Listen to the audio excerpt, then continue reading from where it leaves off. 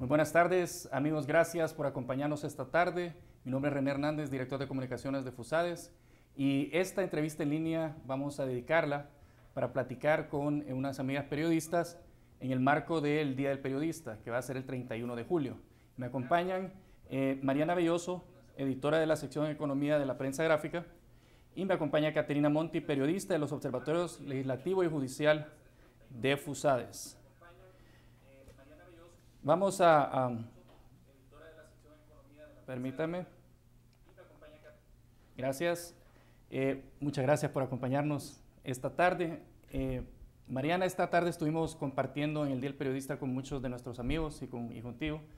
Y queríamos saber, nuestro presidente Miguel Ángel, no Javier, sino que Miguel Ángel Simán, hablaba sobre los retos de la profesión periodística. Sabemos que las personas nace moldeado, va moldeando sus creencias, sus valores desde que nace, ¿verdad? Entonces, ¿cómo logra el periodista la habilidad de poder separar esto de la objetividad para poder lograrla, o sea, de la objetividad?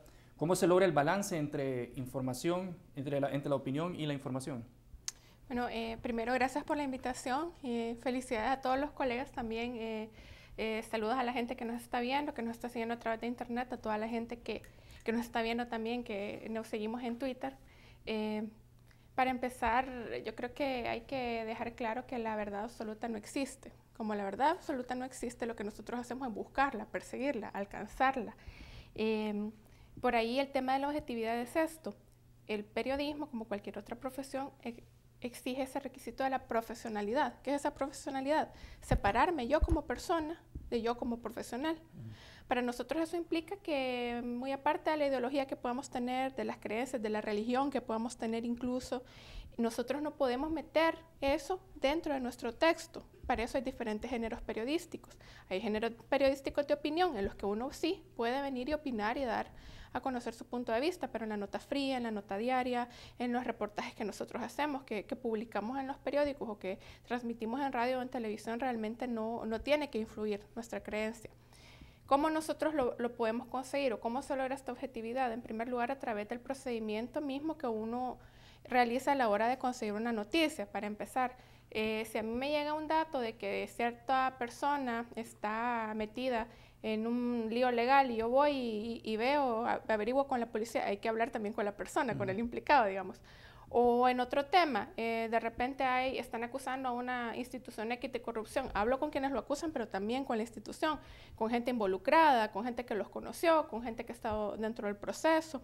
Entonces, mientras más fuentes uno confirma o uno busca, se buscan como más ángulos del hecho. Como una cámara. Menos cabe el ángulo propio. Sí, es como una cámara. Si usted tira nada más una foto de este lado, me va a ver esta parte de acá, pero todo este lado, usted no sabe si yo estoy desfigurada, si yo tengo una cicatriz. Entonces, mientras más ángulos se buscan de la información, que son las diferentes fuentes, cada fuente le va a dar a usted su verdad, su versión. Entonces, toda esa suma de versiones le permite a usted hacer una versión más objetiva, más completa del hecho. Usted jamás va a lograr pasarle a la persona, a su público, a sus lectores, a su auditorio, la verdad absoluta, pero sí aproximarse, ¿verdad?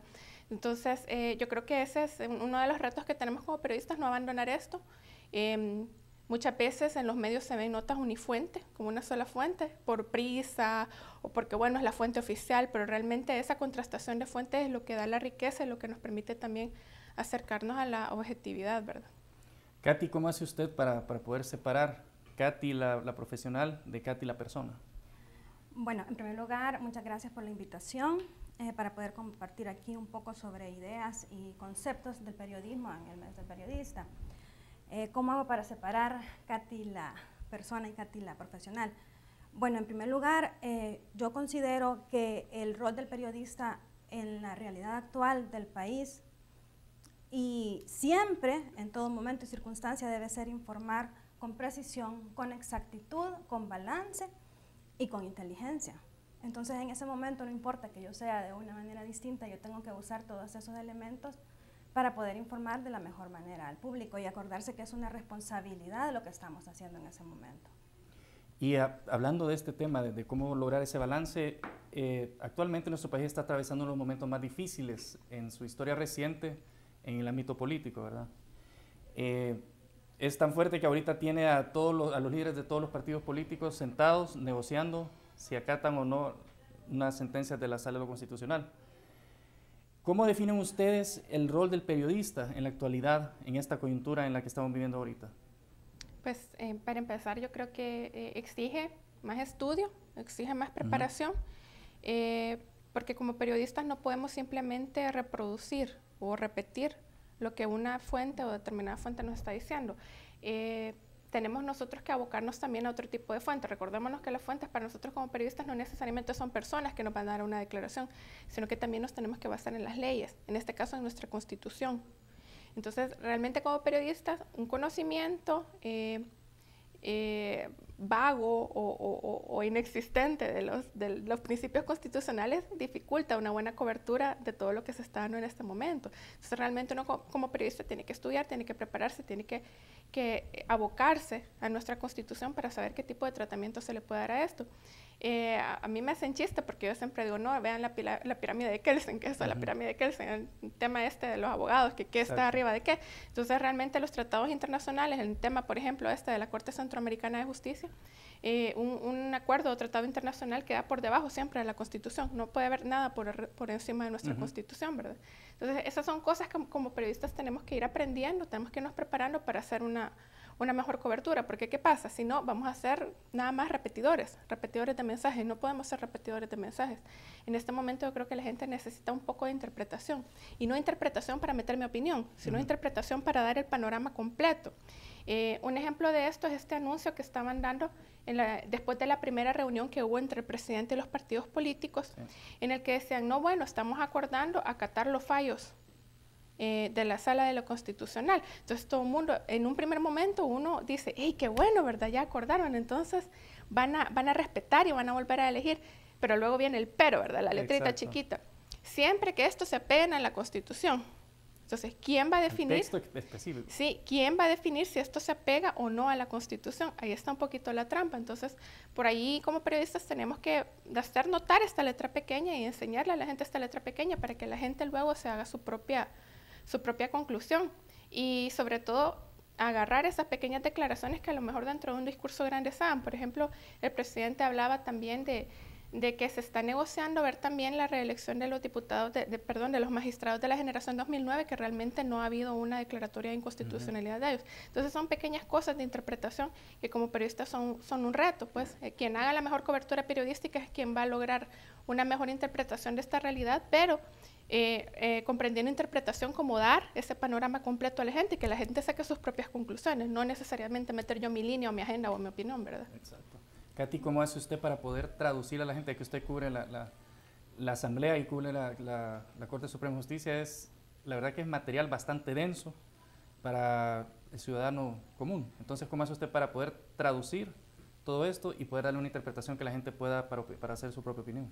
En el mismo sentido, y abonando a lo que dice Mariana, en primer lugar hay que empaparse, y en este caso en particular, cuando somos periodistas que cubrimos fuentes como la legislativa o la judicial, hay que empaparse de una cultura democrática amplia.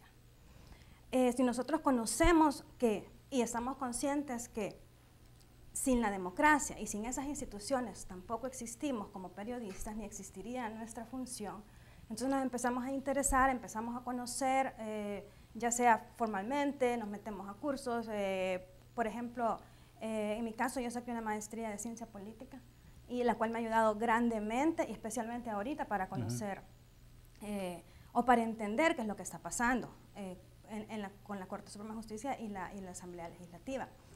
Entonces, pero eso no es suficiente. También la honestidad ante los hechos es indispensable. Entonces, tenemos conocimiento y tenemos honestidad, podemos nosotros hablarle con honestidad a los lectores sobre lo que está pasando. Entonces, la verdad es que no nos compliquemos tanto. Es ver y trasladar lo que está pasando, y usar las palabras sencillas, correctas, adecuadas, sin darle vueltas al asunto. Muy bien.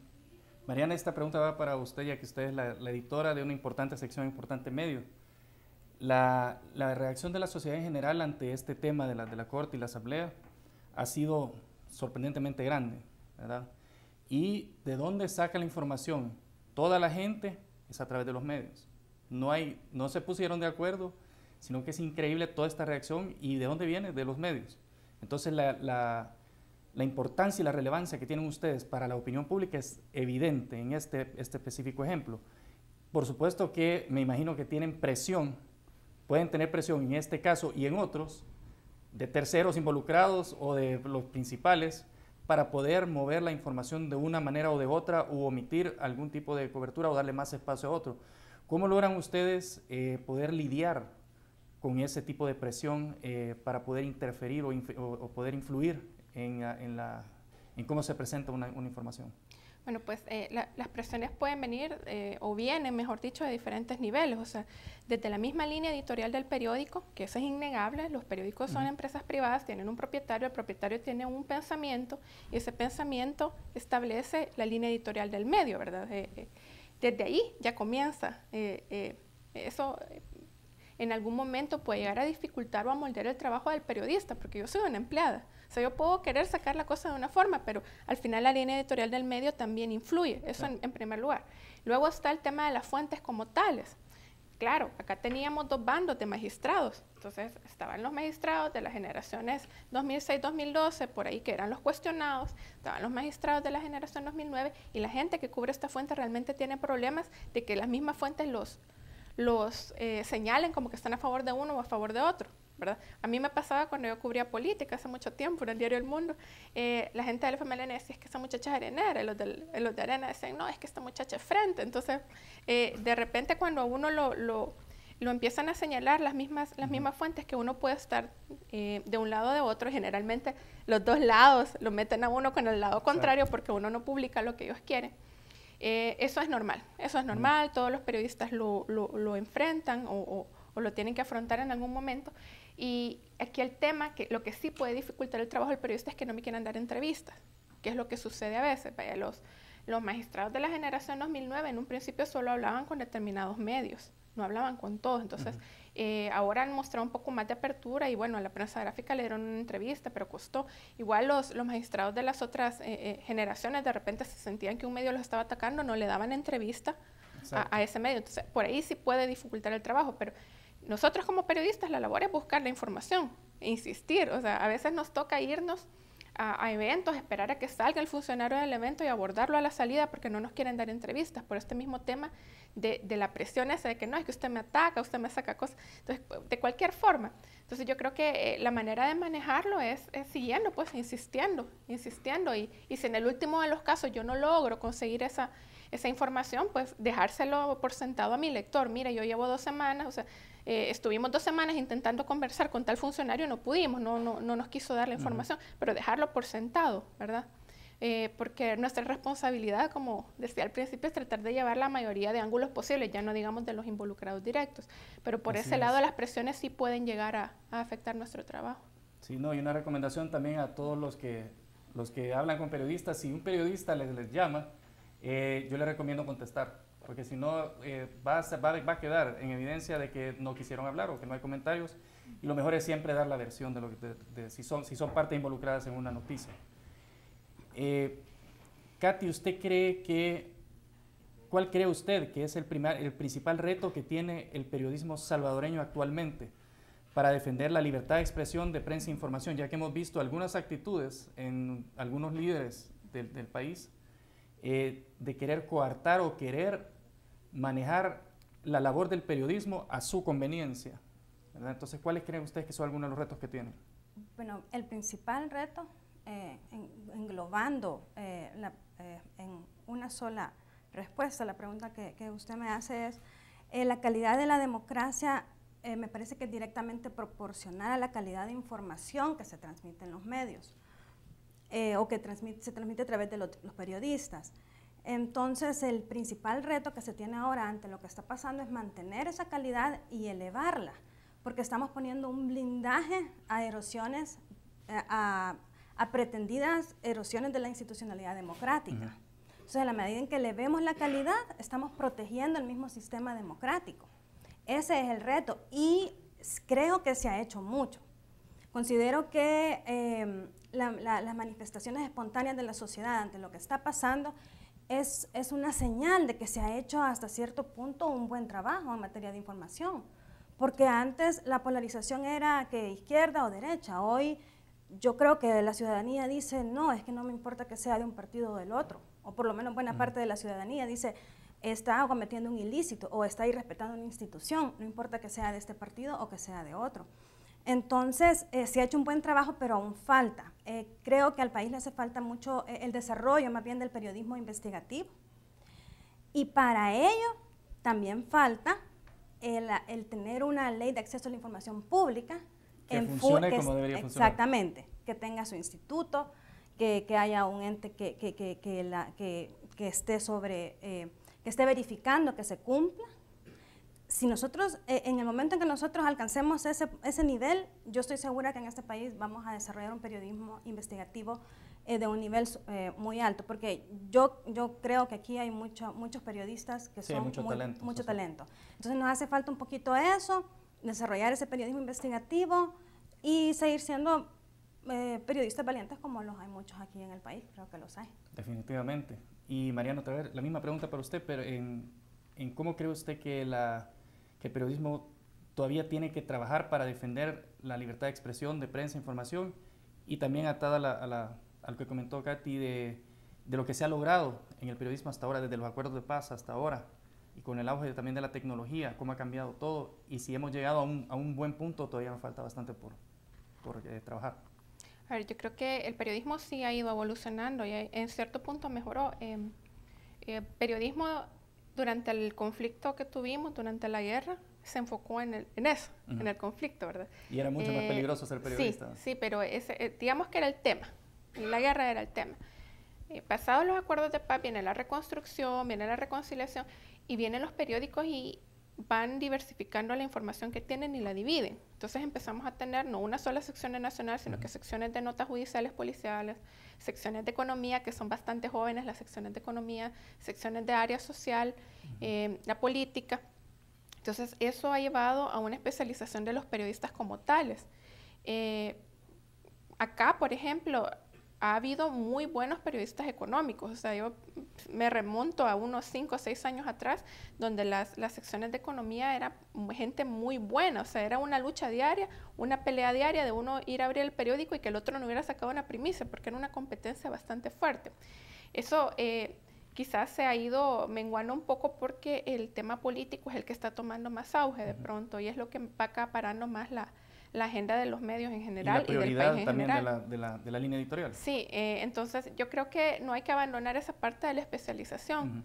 De hecho, las mismas universidades no están dando como tantas opciones. Yo estudié en la Universidad de El Salvador, por ejemplo, allá sí nos dan como preparación para escribir sobre política, periodismo económico, periodismo cultural, pero no hay una especialización porque no hay una escuela de periodismo. Sí. Entonces lo que nos toca es irnos especializando sobre la marcha. O sea, yo era periodista del área social y después fui periodista política y luego me pasé a economía y por mi cuenta me tocó irme especializando, pero no es que exista. Entonces nosotros recibimos nuevas generaciones de periodistas graduados o recién graduados que tampoco traen mucho ese enfoque. Entonces yo creo que es importante no perder ese enfoque de la especialización para llevarle información de más calidad a la gente. Y sobre todo no perder las normas básicas o las reglas básicas del periodismo de calidad.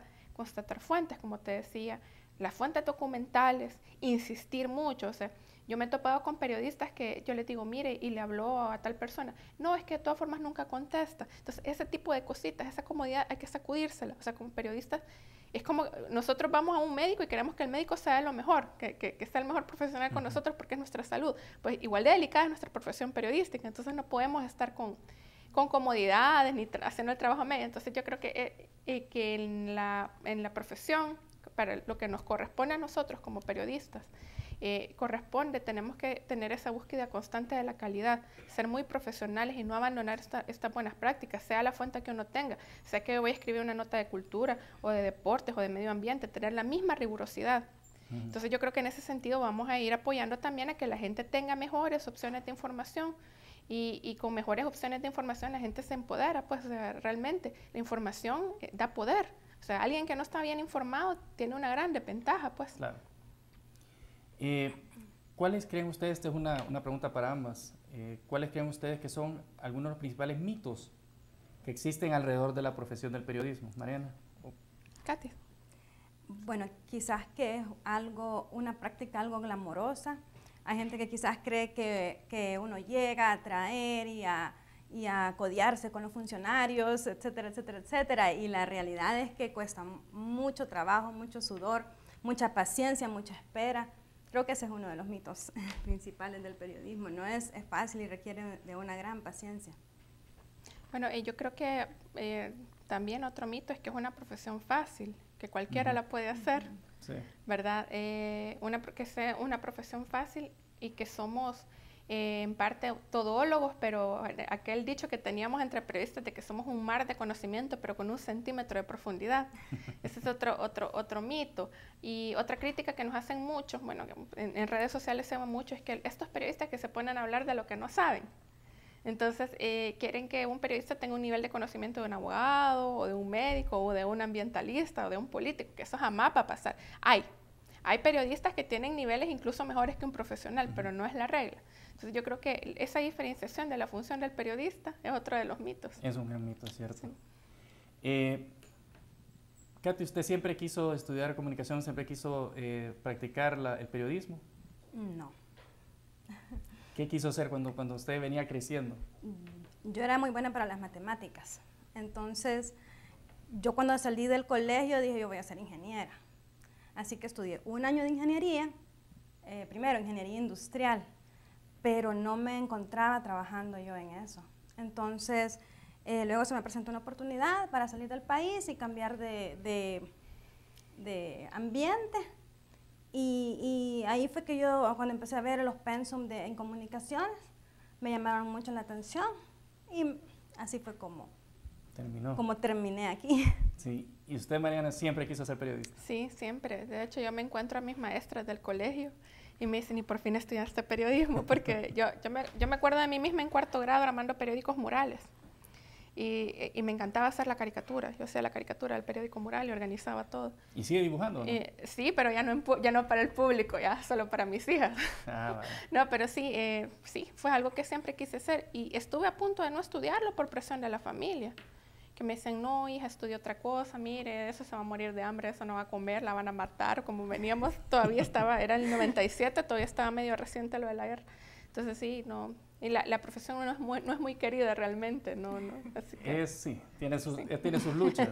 Tenemos no es saludo, pero aquí nos está viendo Luis Laínez, el jefe. Así que un saludo para Luis en la prensa gráfica. También Ángela María Silva dice que quiere felicitar a Caterina Monti porque conoce de primera mano su trabajo y por ello la admiro. Felicidades, Caterina. También un retweet de Mauricio Cuellar, le ha interesado lo que dice Mariana. Una pregunta así directa, Mariana, cuando sea presidenta, porque sí, vemos que los periodistas están yendo primero locutor, después un periodista, así que... Dios santo. Cuando sea periodista, ¿qué haría usted para abrir más la información y mejorar el trato para los periodistas en su gestión? Porque aquí lo vamos a dejar grabada. Yo no voy a ser presidenta, para empezar, pero al que le toque el puesto dentro de un par de años, por favor, cásese con el tema del acceso a la información.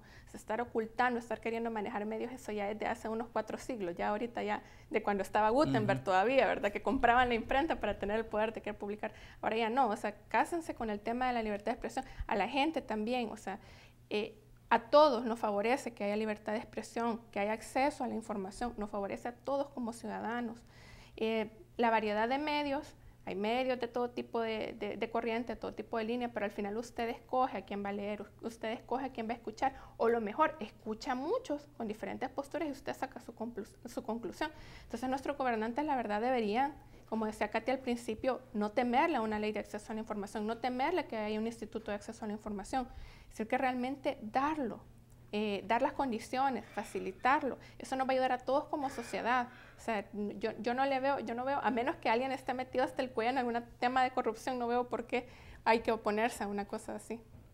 Usted, Katy, cuando usted esté en Capres, ¿qué va a hacer? Vamos a decir de presidenta, en Capres. ¿Qué va a hacer usted para mejorar el trabajo de los periodistas? Bueno, es que es una pregunta, como yo no me veo siendo... lo que pasa es que yo tengo el concepto de que en una democracia, lógicamente, entre el poder y el periodismo siempre va a haber una tensión. Y esa tensión es la tensión necesaria, sana, para que funcione el mismo sistema. Para que todo funcione. Claro que no se deben de, como mencionaba Mariana, tampoco es una cuestión de que voy a estaría ocultándole las cosas a los periodistas. La tensión tiene que venir naturalmente, pero por otras cuestiones, no porque el acceso a la información sea la que cause dicha tensión. Entonces, pues, creo que pondría un super departamento de prensa que facilite a los periodistas cumplir con su labor. Claro que al final no puedes hacer el trabajo de los periodistas, la atención va a estar siempre ahí. Pero hay comunicadores institucionales que facilitan mucho, incluso en este gobierno. Sí, es cierto. Usualmente los que han sido periodistas. Sí, o gente que no ha sido periodista, pero que se han empapado bien de teoría de la comunicación y que saben que les conviene tener al periodista no como enemigo, pues. Sí, tampoco no como amigo, amenaza. porque eso tampoco se da, pero no como enemigo. Pero hay casos extremos en los que un comunicador, uno llega y le dice, mire, ayúdeme a conseguir al ministro, porque yo le quiero preguntar de tal tema. Entonces yo lo he escuchado diciendo al ministro, mire, váyase por la otra puerta porque Mariana lo quiere agarrar y le quiere preguntar de tal tema, o sea... Esas son las cosas que no deberían de pasar. Claro. ¿Cuáles fueron sus recomendaciones para los estudiantes de periodismo, los que quieren estudiar periodismo? ¿Qué le dijera a ustedes de su experiencia como periodista? Uy, corran, todavía pueden. No, realmente, bueno, nosotros acabamos de estar en junio en la prensa con el mes que tenemos de pasantías. Nos llegan estudiantes universitarios ya de últimos años y hacen pasantías con nosotros. Y a mí me agrada esta época porque vemos mucho talento. Mucha gente con buena disposición para el trabajo y eso a mí me da esperanzas para que la cosa va a ir mejorando. Yo lo que les podría decir es empápense de realidad nacional. Ustedes no pueden vivir en su burbujita si quieren ser periodistas. Si quieren ser periodistas, léanse el periódico todos los días, vean los noticieros, lean mucho. Realmente tienen que estar bien conscientes de lo que pasa en el país.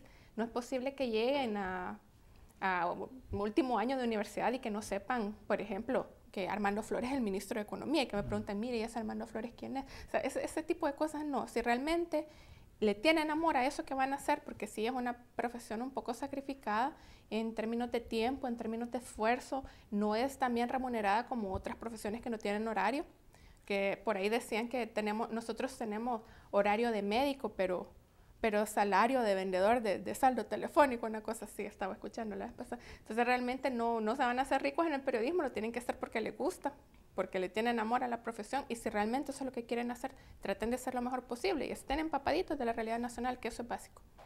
¿Qué le dijera usted, Katy, entonces, a alguien que aspira a ser periodista? Básicamente lo mismo, hay que estar informado, hay que leer mucho, pero también hay que irse proyectando qué tipo de periodista quiero ser. Y también retomando un poco los conceptos de los que hablaba Mariana, o sea, en el campo de la especialización. Si yo me veo siendo periodista político, entonces meterme mucho a información, pero información y también conceptos, mucha teoría, mucha historia, no solo información del día, porque también quizás otro de los mitos de los periodistas es que solo somos embudos, en donde solo pasa la información, vamos y la sacamos a través de un medio. Y el periodista, el buen periodista que necesita la sociedad en estos momentos, es aquel que puede ver e interpretar y traducir esa información. Entonces, para eso necesitamos empaparnos de conocimientos de todo tipo y desarrollar una capacidad de análisis enorme. No, y de verdad que se nota cuando un periodista trae un bagaje cultural diferente, se nota definitivamente es mejor el producto que podemos esperar de esa persona. Tenemos varias interacciones. Un saludo para Nadina Rivas, la libre pensadora, que nos está retuiteando varios de lo que ha estado escuchando, a Ulises Marinero también, a Wilson Pérez. Samuel Salazar nos hace una pregunta. Tuvimos aquí en en un evento a Guillermo Arduino de CNN, y él dijo que él estuvo hablando sobre si los blogueros son es periodismo o no, y Jorge Hernández de TCS dijo que los blogueros no le parecían periodistas, ¿verdad? Y le hago esa pregunta específica, pero también si me pueden complementar con cómo sienten ustedes que su vida como periodistas ha cambiado con el auge de la tecnología. Empiezo. Sí. Yo sí creo en el periodismo ciudadano y sí creo en el periodismo ciudadano a través de las redes. ¿Por qué? Porque nosotros estamos acostumbrados a una verticalidad en la agenda informativa. O sea, la agenda era las convocatorias que yo tenía de las empresas, las convocatorias que yo tenía del gobierno, las entrevistas que yo por mi propia cuenta quería hacer, y eso trabajaba en el día. Ahora nos toca estar pendientes de redes sociales porque ahí nacen las alertas de información. De repente alguien dice, uy, hay un hoyo en tal carretera. Vamos corriendo y vemos efectivamente hay un hoyo en la carretera, y gracias a esta alerta ciudadana es que nosotros llegamos, ¿verdad? Entonces, yo creo que es más un tema semántico cuando los colegas dicen, eso no es periodismo, ¿verdad? Yo creo que sí, porque al final la función de informar se está dando. Ahora, ¿por qué yo tampoco creo que un bloguero o un tuitero o un facebookero que se mete mucho al tema informativo va a sustituir la labor de los medios? Porque realmente esto requiere una preparación. Como toda profesión requiere una preparación. Por ejemplo, si yo llego, la vez pasada hablando con un bloguero, yo le decía, mira, ¿y vos cómo definís los enfoques de tus posts? Y me dice, enfoque, ¿qué es eso? Entonces, algo que para nosotros es básico, ¿verdad? Bueno, el enfoque es la parte de la información que voy a destacar, que voy a presentar primero y que a mí me parece más importante, ¿verdad? Entonces, tipo de cosas así procedimentales para que el producto periodístico sea mejor, o sea, que le sea más útil a mi lector, yo darle la carne a la información, todo eso requiere un trabajo, un procedimiento, que nosotros para eso estudiamos 5 años, para aprender cómo hacer eso. Entonces sí, información como tal cualquiera puede difundir, hay blogueros muy buenos, hay gente que en Twitter pasa muchas cosas, pero no es lo mismo venir, y bueno, hay como tuiteros que se consagran por dar mucha información, pero no es información que ellos elaboran, sino que retoman links de otro lado y lo que hacen es escogerla e ir tirando los enlaces en su timeline, en su cronología, pero no es que ellos la fabriquen. Entonces, realmente yo creo que pueden convivir tranquilamente el periodismo ciudadano con el periodismo tradicional, nos podemos ayudar mutuamente, dejémonos de guerras semánticas, realmente los dos podemos convivir muy bien. No creo que ganemos nada atacándonos, ni los blogueros atacándonos a los periodistas, ni los periodistas atacando a los blogueros, sino que nos podemos complementar muy bien por una parte, y por otra creo que para nosotros como periodistas sí ha sido un reto meternos a esta dinámica multimedia. O sea, es chistoso, de repente uno en una conferencia de prensa y está haciendo video, estás haciendo video con el teléfono con una mano y estás escribiendo con la otra. O estás en la conferencia tratando de poner atención y estás tuiteando. A mí me pasa a veces que en una conferencia que estoy tuiteando ya no reviso mis notas ni la grabación, sino que los tweets que tiré, ¿verdad? Porque me toca estar haciendo las dos cosas al mismo tiempo, y antes no era así. Antes mi preocupación era ir, hacer las preguntas que tenía que hacer, grabar, regresar al periódico, escribir y tranquilo. Ahora no, ahora estoy pensando que tengo que llamarle a la gente de internet para darle datos para que suban la nota a internet. Agarrar audio, agarrar video, o tirar foto a Facebook, tirar foto a Twitter. Entonces, sí nos ha cambiado la dinámica, y yo invito a todos los colegas a que no le tengamos miedo a esto. O sea, es como cuando los pasaron de máquina de escribir a computadora. Fue como una transición dolorosa, cultural, ¿verdad? Sí, pero se tenía que dar. Entonces, yo creo que igual ahora, yo creo que son herramientas adicionales para difundir información de calidad, y incluso para dar nuestra opinión. Pues yo en mi cuenta de Twitter pongo muchas opiniones personales también, que yo creo que la gente tiene la madurez de entender que no son posiciones del medio en el que yo trabajo, ¿verdad? Exacto. Así que para mí no debería de existir tanto ese conflicto, mi opinión muy personal, ¿verdad? No, y la verdad que si estamos hablando de formación de opinión pública, los blogs es una fuente. Así como pueden leer las columnas o los artículos de un periódico, pueden leer los blogs de cualquiera. Entonces, en formación de opinión pública sí son importantes. ¿Qué cree usted, Katy? Yo creo que es complementaria la tarea. Los blogueros, toda la información que circula por las redes, es importantísima para ejercer el periodismo hoy, pero eso en sí no es un periodismo riguroso.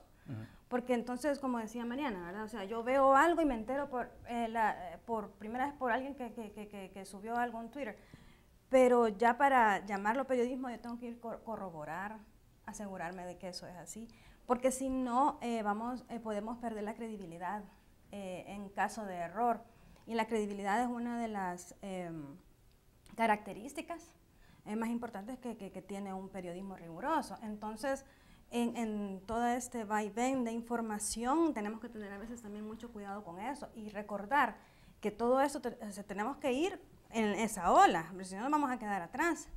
Pero tenemos que recordar siempre que la calidad no debemos dejarla de lado y la veracidad de lo que estamos diciendo. Entonces es mejor caer después, pero bien, y no apresurarnos y corroborar siempre lo que leemos. Pero yo creo que es súper útil. Todo este mundo de información está haciendo más bien que mal a la sociedad global. Tenemos más tweets, sin embargo vamos a hacer la última pregunta que viene de, a ver si me dice usted de quién viene.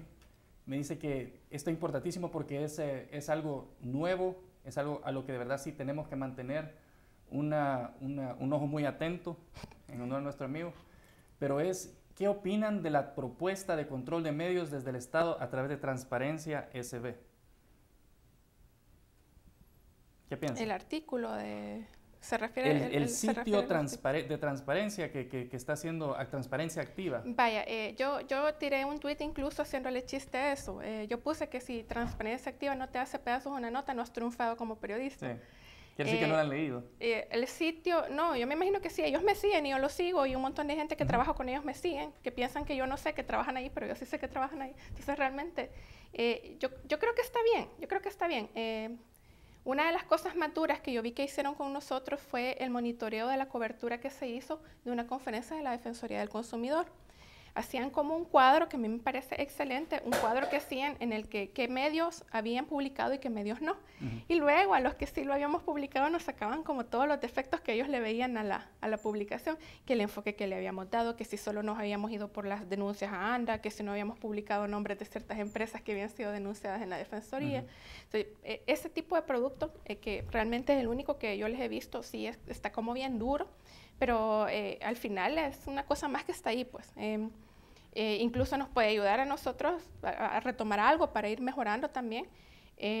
Lo que sí a mí no me deja de sorprender un poco es esta publicación que hicieron sobre las reacciones en Twitter sobre el programa de Conversando con el Presidente, que retomaban tweets de periodistas y los ponían en una gráfica. Entonces, a mí lo que me llama la atención es que había tweets, por ejemplo, el de William, que tiene la entrevista en línea en la prensa gráfica, y él no había hecho uso de ningún hashtag y de ninguna alusión al presidente Funes, sino que él simplemente tiraba un tweet así, con un comentario, y sin embargo lo agarraron y lo pegan. Entonces uno dice que tan pendientes están de lo que escribimos nosotros los periodistas, ¿verdad? Ahora, yo creo que realmente no está mal. Si no van a venir a pedir mi cabeza por algo que yo escribí en Twitter, si no van a venir a amenazarme que no escriba tal cosa, o sea, leernos nos lee mucha gente y monitorearnos nos monitorea mucha gente. Como periodistas estamos muy en la palestra pública y muy expuestos a que la gente esté pendiente de lo que escribimos. Y de hecho, parte de ser periodista es tener un poco de responsabilidad con las opiniones que uno emite, porque quieras o no, pueden abonar o destruir un poco la imagen que nosotros tenemos. Claro. Pero de eso, a que realmente haya un control de que los periodistas no pueden tuitear esto o no pueden decir esto, ojalá no lleguemos a eso. Yo creo que no está en ese sentido. Yo lo veo más como que están como bien pendientes, pero yo aún no he visto a un secretario de Transparencia regañándome por algo que tuiteé. Un par de ministros sí, ya me han regañado y ya tuiteé, mire, pero eso no sé qué, pero no es pero como una presión. ¿Se hacen o no?